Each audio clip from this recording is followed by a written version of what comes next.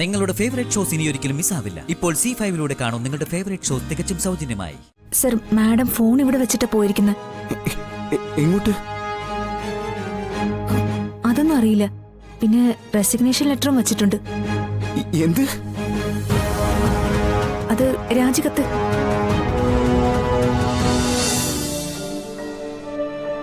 പടിയിറങ്ങുക ഇന്ന് നീക്കുമായിട്ട്.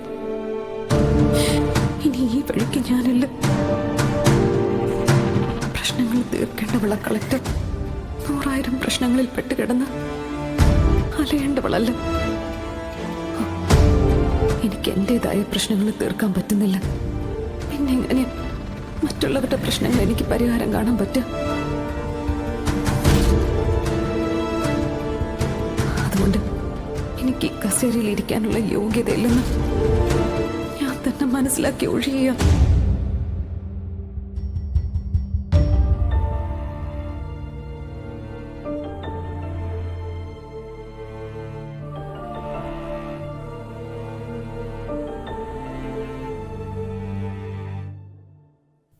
എന്താ മാഡം?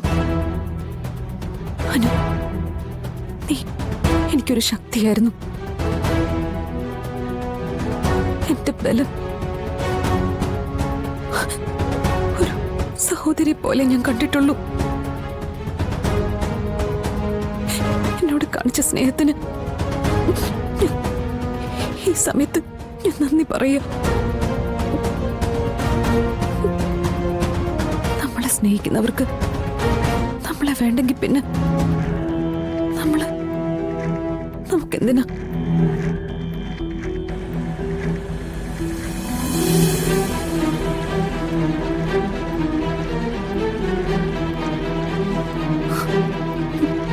പോട്ടെ.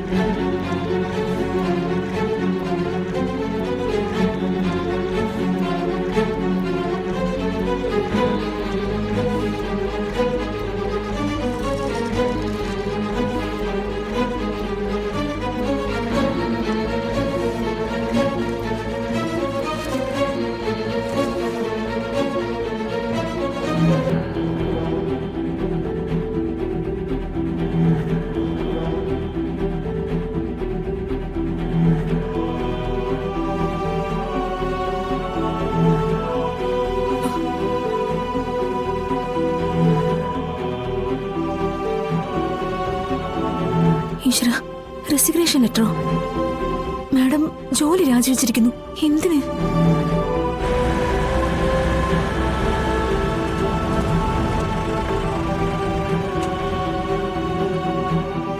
എന്താ വിഷ്ണു അച്ഛൻ നിർത്തിയേ? ഒരു കോടിയുണ്ട് മോളെ. ആരെയാ? മോളുടെ ചേച്ചിയമ്മയാ. ചേച്ചിയമ്മേ?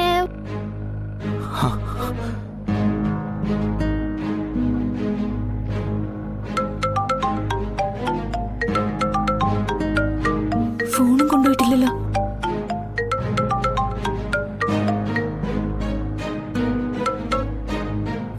ഹലോ, ഷാലി. മാഡം അല്ല, അനുവാ സംസാരിക്കുന്ന. ഫോണൊന്ന് ഷാലിക്ക് കൊടുക്കോ? സർ, മാഡം ഫോൺ ഇവിടെ വെച്ചിട്ടാ പോയിരിക്കുന്നത്. എങ്ങോട്ട്? അതൊന്നും അറിയില്ല. പിന്നെ റെസിഗ്നേഷൻ ലെറ്ററും വെച്ചിട്ടുണ്ട്. എന്ത്? അത് രാജികത്ത്. ഈ ജോലി വേണ്ടെന്ന് വെക്കുക മാഡം. രാജിക്കത്തോ? എന്തിനാ? അതാ എനിക്ക് മനസ്സിലാവാത്തത്. ജോലി രാജിവെക്കാൻ മാത്രം എന്തെങ്കിലും പ്രശ്നം മാഡത്തിനുണ്ടോ? സാറിന്റെ വീട്ടുകാരായിട്ട് വഴക്കോ അങ്ങനെ എന്തെങ്കിലും? മാഡത്തിന്റെ സംസാരത്തിൽ നിന്ന് എനിക്കിങ്ങനെ തോന്നിയിരുന്നു. ശാലിനി അവിടെ എവിടെയുണ്ടോ നോക്കോ? ദൂരെ എവിടെയും പോയിട്ടുണ്ടാവില്ല. ഞാൻ ഉടനെ അങ്ങോട്ട് വരാം.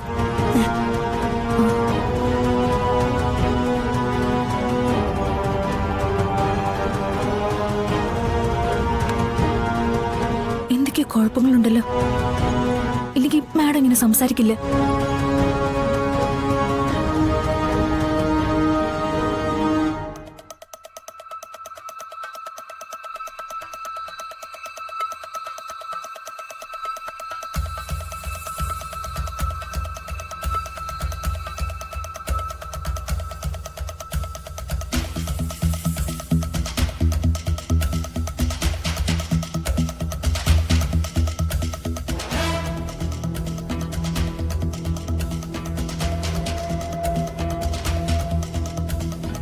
എന്താ വിഷ്ണു വെച്ച ചേച്ചിയമ്മ അവിടെ ഇല്ലേ?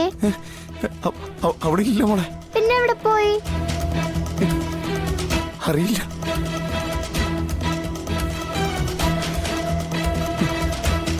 നീ ഒന്ന് ചത്താലും ഒരിറ്റ് കണ്ണീര് പൊടിക്കില്ല ഞാൻ.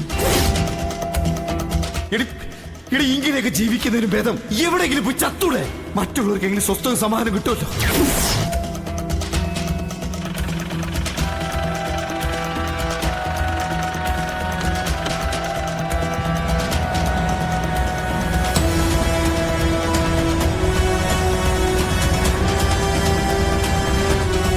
സുസ്മിതേ, എനിക്ക് സീരിയസ് ആയിട്ടൊരു കാര്യം പറയാനുണ്ട്.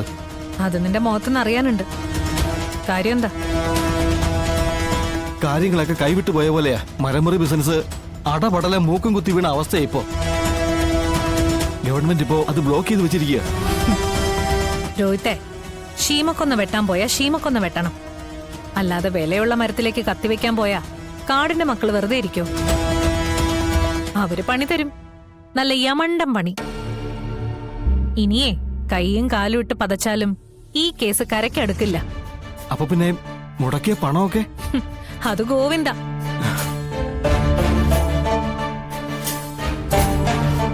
കേട്ടിട്ടില്ലേ?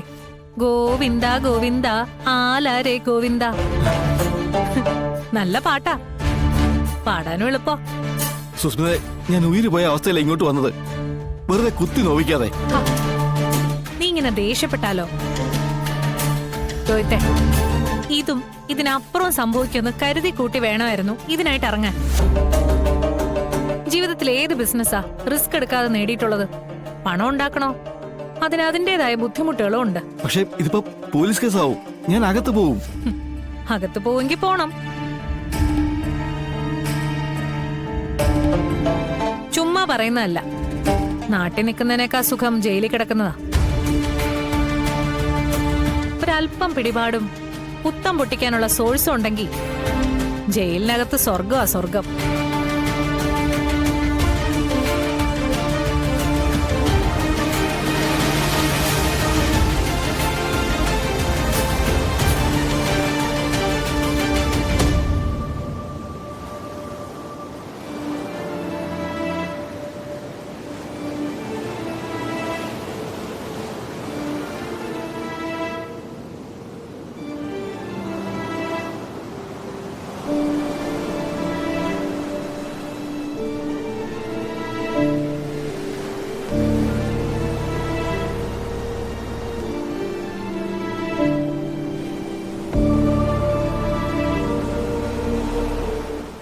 ഡൗൺലോഡ് ചെയ്യൂ C5 ആപ്പ്. കാണൂ എല്ലാ എപ്പിസോഡുകളും സൗജന്യമായി.